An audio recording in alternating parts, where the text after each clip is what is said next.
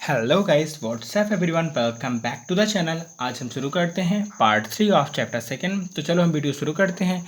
तो अगर आपने वीडियो शुरू करने से पहले अगर आपने हमारे चैनल को सब्सक्राइब नहीं किया है, लाइक और शेयर नहीं किया है तो कर दीजिए, और कमेंट तो आप कर ही दीजिएगा। तो हमारा जो आज का दूसरा कॉन्सेप्ट है वो है नॉर्मल रेसिडेंट्स। तो नॉर्मल रेसिडेंस भी हमारा बहुत इंपॉर्टेंट कॉन्सेप्ट है। तो आपको समझना है नॉर्मल रेसिडेंस कौन होगा। एन इंडिविजुअल्स और एन इंस्टीट्यूशन, सबसे पहली लाइन में ही सबसे इम्पॉर्टेंट चीज़ है कि इंडिविजुअल्स भी होंगे और इंस्टीट्यूशन भी, यानी ऑर्गेनाइजेशन भी होंगी और कंपनीज भी होंगी। Who ordinarily resides in a country, यानी जो एक पर्टिकुलर कंट्री में रह रहे हैं। सपोज करिए जैसे ये हमारा इंडिया है और इंडिया में बहुत सारी कंपनीज जैसे रिलायंस,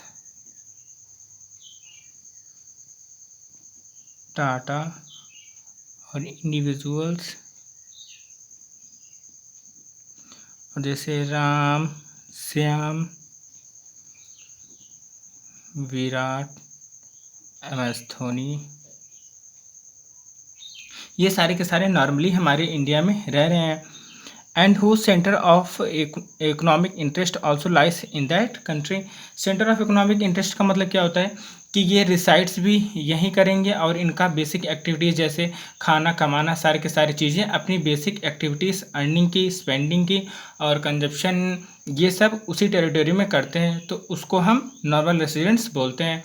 अब नॉर्मल रेसिडेंट्स में आपको एक कॉन्सेप्ट और ध्यान रखना है कि यहाँ पे जैसे इंडिया, सपोज यहाँ पे इंडिया है और यहाँ पे जैसे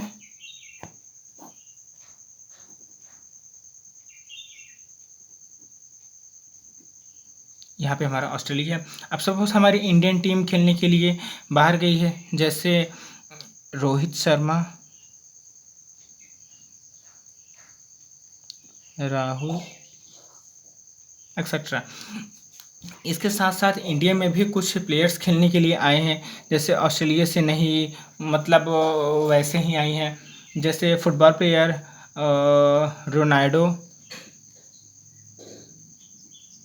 हो गए और मेस्सी हो गए। उसके साथ साथ क्रिकेटर भी आए हैं, जैसे हमारे स्टीवन स्मिथ और मिस्टर जॉन कहीं से आए हैं घूमने के लिए। तो इस तरीके के लोग हैं ये। अब हमें कंसीडर करना है कि कौन कौन हमारा नॉर्मल रेसिडेंट्स है, कौन कौन हमारा नॉर्मल रेसिडेंट्स नहीं है। और ऑस्ट्रेलिया में कुछ लोग हैं जैसे पॉल और जॉन के तरीके से कुछ लोग हैं। तो अब हम देखते हैं कौन कौन नॉर्मल रेसिडेंट्स होगा और कौन कौन नॉर्मल रेसिडेंट्स नहीं होगा। तो सबसे पहले इंडिविजुअल्स और इंस्टीट्यूशन, जो मतलब वहीं रह रहे हैं, कौन कौन रह रहा है, जैसे रिलायंस, टाटा। इंडिविजुअल्स में राम श्याम, मतलब ये सारे के सारे यहीं रह रहे हैं, यानी इनका इकोनॉमिक इंटरेस्ट भी यहीं है, मतलब इनका सारा काम यहीं होता है, इनका मन भी लगता है इसी कंट्री में लगता है। तो ये हमारे नॉर्मल रेसिडेंट्स हैं। अब हम बात करते हैं रोहित शर्मा की। रोहित शर्मा इंडिया में नहीं है, बट क्या भले ही ऑस्ट्रेलिया में है, मतलब इनका मन ऑस्ट्रेलिया में लगेगा या इंडिया में, इसका दिमाग इंडिया में ही रहने वाला है, भले ही ये वहाँ खेलने क्यों नहीं गया हो। इसका मेन लगना है ना लगना, ये तो बेसिक कॉन्सेप्ट है। जो मेन चीज़ें हैं वो बेसिक एक्टिविटीज़, जो कंजप्शन मतलब खाना पीना कमाना, तो वो सब कहाँ होगा, इंडिया में ही होगा। तो जैसे रोहित शर्मा ऑस्ट्रेलिया का सिटीजन या ऑस्ट्रेलिया का रेसिडेंट नहीं होगा। कहाँ का रेसिडेंट होगा, ये हमारा इंडिया का होगा। जैसे क्या स्टीवन स्मिथ जो अभी इंडिया में आया है खेलने के लिए, तो क्या इसकी बेसिक एक्टिविटीज़ इंडिया में होंगी, नहीं होंगी। ये इंडियन रेसिडेंट्स नहीं, ऑस्ट्रेलियन रेसिडेंट्स में ही आएगा। ऐसे ही जॉन का भी। होपफुली आपको ये नॉर्मल रेसिडेंस वाला कॉन्सेप्ट समझ आ गया होगा।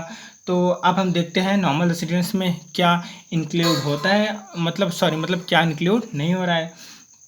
तो सबसे पहले फॉरेन टूरिस्ट एंड विजिटर्स, आपको समझ आ गया होगा कि घूमने के लिए आए हैं, वहाँ रहने के लिए थोड़ी ना आए हैं, तो ये इंक्लूड नहीं होगा। दूसरा आप देखिए क्या लिखा है, फॉरेन स्टाफ, बाहर का स्टाफ काम करता है तो इंक्लूड ये भी नहीं होगा। इंटरनेशनल ऑर्गेनाइजेशन जैसे वर्ल्ड हेल्थ के ऑर्गेनाइजेशन के ऑफिसेज होते हैं, ये भी इंक्लूड नहीं होंगे। Fourth, employees of international organisation, इनमें काम करने वाले जो एम्प्लॉयज़ बाहर के होते हैं वो भी हमारे रेसिडेंट्स नहीं होते हैं। फिफ्थ, बॉर्डर वर्कर्स, ये बेसिकली नेपाल को ध्यान में रखते हुए आया था। तो क्या होता है कि इंडिया से बराबर मिलता हुआ नेपाल है, और जैसे बराबर मिलता हुआ नेपाल, जैसे सपोज करिए ये हमारा नेपाल है, और यहाँ बॉर्डर पे जो है जो आर्मी वगैरह ये सब रहती हैं, ये सब मतलब घूमते रहते हैं, आते जाते रहते हैं। तो मतलब इधर उधर आते जाते रहें, या 24 हावर्स वो नेपाल में रहें, या 18 हावर्स वो जो है इंडिया में रहें, तो जो उनका सेंटर इकोनॉमिक इंटरेस्ट है तो उनका मन ही नेपाल में ही लगेगा, तो वो नेपाल के ही रेसिडेंट्स रहेंगे, वो इंडियन के रेसिडेंट्स नहीं रहेंगे। होपफुली ये कॉन्सेप्ट आपको समझ आ गया होगा, काफ़ी इम्पॉर्टेंट है और इस पे क्वेश्चन बन जाता है, तो प्लीज़ ध्यान से समझिएगा। कोई प्रॉब्लम हो तो आप हमें कमेंट कर सकते हैं। Thank you.